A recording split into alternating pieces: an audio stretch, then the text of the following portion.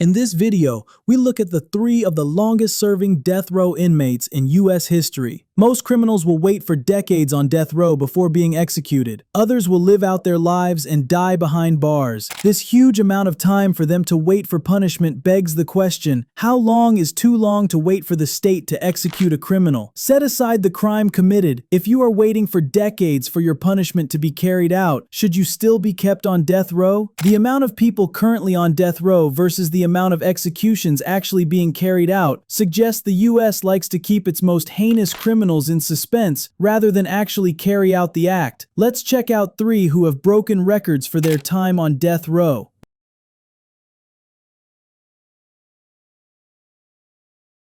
The second person on our list may surprise you. Raymond George Riles, born June 1, 1950, was convicted of capital murder of used car salesman John Henry in 1976 over a dispute 2 years prior regarding the car Henry had sold to Riles' accomplice Herbert Washington. The car required some repairs, and after Henry refused to return the down payment, Riles shot Henry in the head before fleeing the scene. Riles robbed a nearby store before being pursued in a high-speed police chase. Washington was driving and crashed the car into a truck. Both men engaged in a shootout with police before being apprehended. Riles had a long history of crime dating back to his juvenile years, where he had been arrested for burglary, attempted rape, and robbery. Riles and Washington were both sentenced to death row in 1976. However, Washington's conviction was later thrown out, and he was paroled in 1983. Riles' execution received its first delay when it was found that the prosecution had wrongfully introduced evidence from a different crime committed on the same day. The conviction was reversed on appeal, however. In 1978, he was convicted again and sentenced to the death penalty. Riles was set to face execution on June 18, 1980 and March 17, 1982. He received stays of execution for both dates. In 1985, Riles signed a petition to forego his rights to further appeals and face execution. On May 21st, Riles set books on fire in his jail cell in an attempt to commit suicide. He was injured and hospitalized with burns to 30% of his body. In September 1986,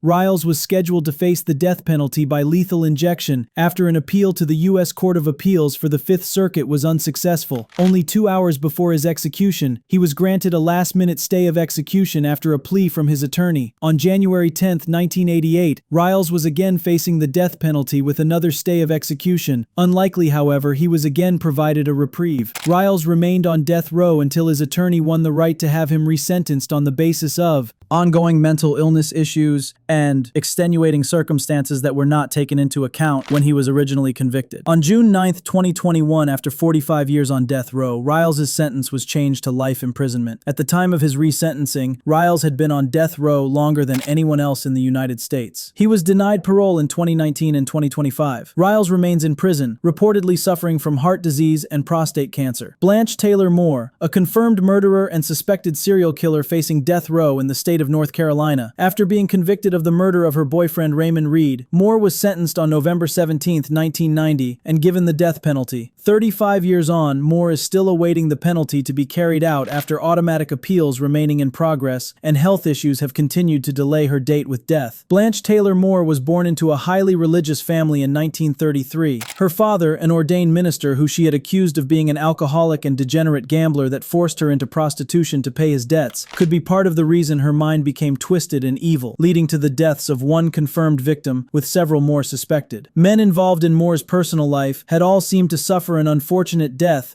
after being in a relationship with her. The deaths all seemed to coincide with the overlap of partners at that time, as well as Moore being made the beneficiary of their assets. It was unknown at the time that her first husband, James Taylor, had elevated levels of arsenic in his body at the time of his death. Her boyfriend to follow, Raymond Reed, also had heightened levels of arsenic in his body. Her estranged father, in a post-mortem toxicology report, also was found to have higher levels of arsenic in his body. These details came to light after Moore's husband at the time, Dwight, was admitted to hospital with severe nausea and stomach pains. A toxicology report showed lethal levels of arsenic in his system, the highest levels the hospital had ever encountered. Dwight commented that a previous boyfriend of Moore's had died of Guillain-Barré syndrome, which shows similar symptoms to arsenic poisoning. This triggered the local detectives to obtain samples of Moore's previous partners and relatives. It was after the results of the deceased Raymond Reed's toxicology report that the police charged Moore with his murder. Police also charged her with murder of her first husband Taylor and assault with a deadly weapon for the poisoning of Dwight. Prosecutors later dropped the charges in the cases of Taylor and Dwight after she was sentenced to death for Reed's murder. Moore has proclaimed her innocence, but a jury of her peers have found her guilty and sentenced her to the death penalty. She currently resides in the North Carolina Correctional Facility for Women. She reportedly spends her time writing music and poetry. She has been diagnosed with cancer and been treated with both radio and chemotherapy. With Moore now 92 years old, it is unlikely that she will ever face the death penalty and will die of natural causes while serving time in prison. Do you think this is the right outcome? Let me know in the comments. Gary Alvord was born on October 10, 1947, in the U.S. state of Michigan. From an early age, he showed signs of mental illness and behavioral problems, acting out at school and at home. It is rumored that his childhood was troubled, and he faced early childhood trauma. As a juvenile, he found himself on the wrong side of the law and found himself in and out of juvenile facilities from a young age. His time inside the jail system continued into his adult life, as he was arrested for various crimes, such as robbery and assault, prior to his conviction that would see him placed on death row. In 1967, Alvord was jailed after being charged with the rape of a 10-year-old girl. After 3 years in prison, he was found not guilty on appeal by reason of insanity. He was transferred to a Michigan mental institution, where he was reportedly being treated for schizophrenia, an antisocial personality disorder. Alvord escaped the facility in 1973 and made his way to Florida, where he would continue his criminal ways. Alvord had found a girlfriend. One night at the local pool hall, his girlfriend had a minor dispute with someone he knew. Alvord went back to his girlfriend's home that day, whom she shared with her mother and sister. Alvord proceeded to murder all 3 women by way of strangulation. He was also found guilty of the rape of his girlfriend. In 1974, Alvord was found guilty of 1 count of rape and 3 counts of capital murder and sentenced to death. Multiple appeals and political sentiment in Florida prevented Alvord from ever coming close to actually facing execution. His mental ability was often the reason for execution was denied, even though he was found mentally competent to stand trial for the crimes he had committed. Lawmakers sent him at one point to a mental facility for treatment. However, the doctors refused to treat him, citing an ethical dilemma. They did not want to treat a man to get better, just so the state could kill him. He was returned to Florida State Prison. Alvord spent the next 39 years of his life at Florida State Prison before natural causes took his life. At the age of 66, Alvord succumbed to a brain tumor. At the time of his death, he held the record for the longest time served on death row. The example of Alvord's case is often used to debate the need and cruelty of the death penalty. The costs, use of taxpayer-funded resources, and moral sentiment are all factored in the debate for the use of capital punishment. Let me know what you think in the comments.